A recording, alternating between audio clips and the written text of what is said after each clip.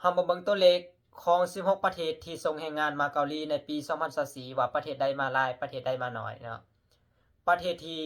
น้อยที่สุดอันดับที่16ก็คือประเทศคีร์กิสถาน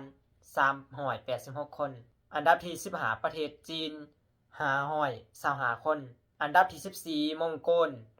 695คนอันดับที่13ปากีสถาน853คนอันดับที่12ติมอร์937คนอันดับที่11ประเทศลาว 1,388 คนอันดับที่10บังกลาเทศ 2,580 คน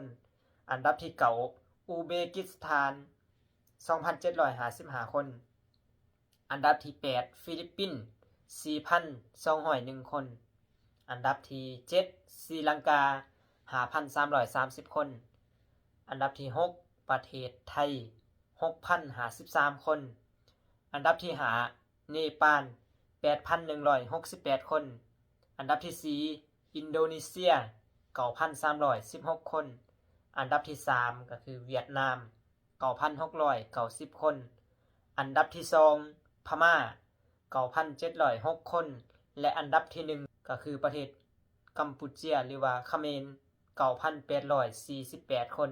อันนี้มันสรุปตัวเลขของปี2024เนาะเดี๋ยวเรามาเบิ่งปี2025ว่าจะมีแรงงานแต่ละประเทศมาน้อยหลายส่ำใด